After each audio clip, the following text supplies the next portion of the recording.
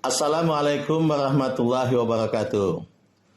Alhamdulillah, meskipun saat ini kita belum bisa mengatasi secara tuntas COVID-19, tapi di bawah pimpinan Bapak Presiden Joko Widodo, kita telah menjadi lebih kompak, lebih solid, dan lebih rasional dalam menangani wabah COVID-19 ini.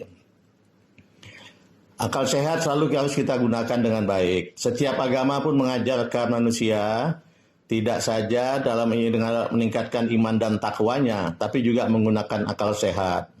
Begitu juga dalam situasi pada saat ini, kita punya syariat agama, baik yang sunnah maupun yang wajib, kemudian punya kelaziman-kelaziman, kebiasaan-kebiasaan, contohnya misalnya biasa kita takbir keliling dan sebagainya. Tapi pada sisi lain ada wabah COVID-19. Nah, oleh sebab itu kita harus menggunakan akal sehat kita bagaimana menata ini. Ibadah tetap bisa jalan, kemudian penyebaran COVID-19 dapat kita cegah. Nah, untuk itulah kemudian kami mencoba merumuskan apa yang sebaiknya dilakukan pada saat puasa Ramadan dan Idul Fitri ini. Yang pertama harus dilakukan ya jelas bahwa puasa itu wajib dan harus kita lakukan dengan sebaik-baiknya.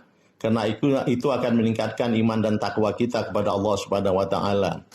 Dalam surat Al-Baqarah ayat 183 Allah berpesan, "Ya ayyuhallazina amanu kutiba alaikumusiyam kama kutiba alal ladzina min qablikum la'alakum tattaqun."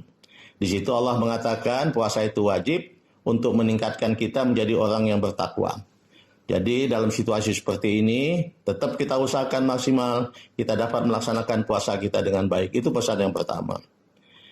Yang kedua, kalau selama ini kadang-kadang kita melakukan suka sahur bersama, sahur jalanan dan lain sebagainya, maka kali ini kita sepakat bahwa sahur yang kita lakukan cukup sahur perorangan saja, atau hanya bersama keluarga inti. Ini kita lakukan bersama. Kemudian demikian juga sholat tarawih. Sholat tarawih ini sebenarnya pada era Rasulullah hanya melakukan sholat tarawih berjamaah di masjid hanya 3 kali.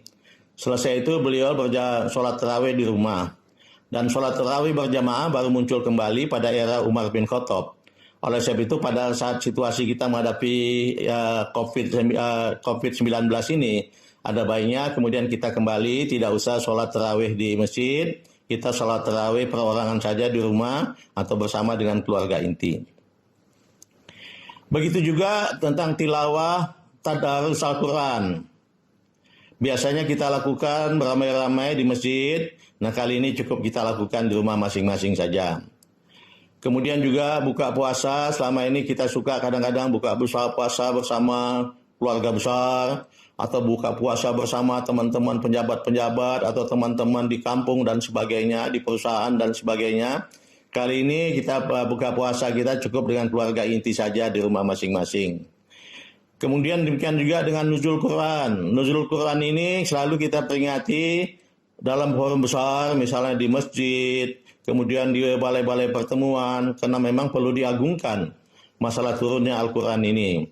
Tapi untuk kali ini kita isi di rumah masing-masing saja dengan berzikir dan berdoa begitu.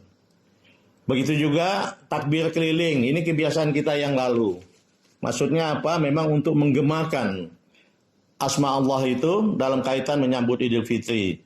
Tapi kali ini sebaiknya takbir keliling tidak usah dilakukan lagi. Kita cukup takbir melalui yang cukup menggunakan sound system masjid saja. Kemudian yang lainnya kita bisa takbir di rumah bersama dengan keluarga kecil kita masing-masing.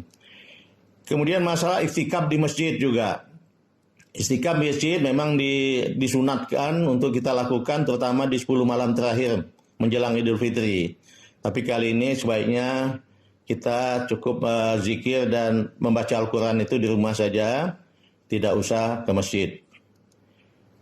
Demikian juga tarawih keliling. Yang lalu juga kita punya kebiasaan juga tarawih keliling, ya masuk kita biasanya suka pindah dari satu masjid ke masjid yang lain melakukan tarawih keliling ini sambil juga memperluas silaturahmi. Tapi saya sarankan untuk kali ini atau kita anjurkan kali ini tidak usah lagi dulu. Nanti kalau keadaan sudah aman, insya Allah akan kita adakan kembali tentu saja. Demikian juga pesantren kilat. Biasanya ini kesempatan baik pada saat libur puasa, biasanya kita adakan pesantren kilat.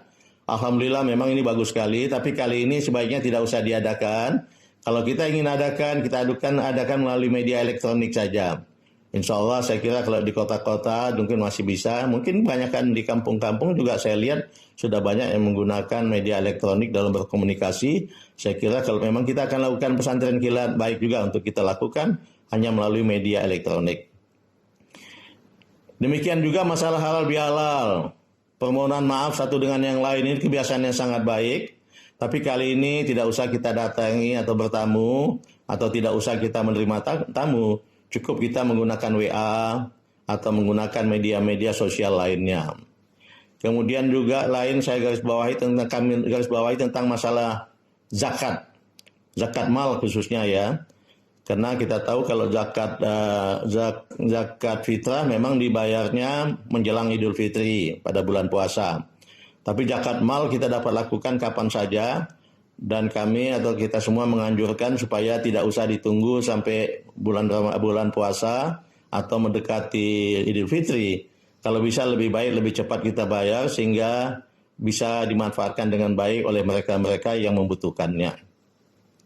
Demikian juga pada saat pengumpulan maupun pembagiannya, baik petugas maupun mereka-mereka yang memberikan zakat atau menerima zakat, sebaiknya betul-betul memperhatikan standar kesehatan. Misalnya pakai sarung tangan, pakai masker, kemudian jangan bersentuhan, kemudian cuci tangan, kemudian juga jaga jarak dan lain sebagainya. Ini betul-betul tolong diperhatikan. Perhatikan dengan ketat masalah protokol kesehatan ini. Kemudian saya ingin pesankan selaku Menteri Agama, momen ini juga kita manfaatkan juga untuk memperkokoh kerukunan umat beragama. Karena kita tahu dalam usaha kerjasama kita seperti ini, kita tidak peduli pasien itu agamanya apa, atau perawat dokter agamanya apa, kemudian memberikan sponsor agamanya apa. Semua kita bersama-sama bekerjasama dengan rukun mengatasi COVID-19 ini tanpa memperdulikan agama ataupun asal sukunya pasien-pasien maupun perawat-perawat dan sponsor itu. Ini yang kita gunakan sekali lagi untuk mengokohkan kerukunan umat beragama kita. Kemudian kita simak dengan baik petunjuk-petunjuk pemerintah pusat, pemerintah daerah, maupun lembaga-lembaga yang kredibel dalam mensikapi masalah COVID-19 ini. Mudah-mudahan dengan itu kita semua dapat melaksanakan ibadah dengan baik dalam batas-batas yang saya katakan tadi, dalam batas-batas menggunakan akal sehat tanpa mengurangi syariat agama yang ditentukan oleh Allah Subhanahu wa taala kepada kita. Sebagai penutup saya sampaikan apa yang anjuran yang saya sampaikan tadi itu bisa diabaikan seandainya sudah ada keputusan dari pemerintah pusat untuk seluruh wilayah Indonesia atau keputusan pemerintah daerah untuk wilayah masing-masing yang mengatakan bahwa situasi sudah aman, yang tadi bisa kita abaikan. Tapi sementara waktu tolong berpegang pada itu. Mudah-mudahan kalau kita komit, kita sepakat melakukannya dengan baik, insya Allah syariat agama dapat kita lakukan dengan baik dan penyebaran COVID-19 dapat kita hindari bersama. Mudah-mudahan Allah Subhanahu wa taala selalu memberikan lindungan dan petunjuknya kepada kita sekalian dalam pengabdian kita kepada bangsa, dalam menjaga keamanan umat manusia, dan dalam memberantas wabah COVID-19. Terima kasih. Billahi taufiq wal hidayah. Assalamualaikum warahmatullahi wabarakatuh. Indonesia maju!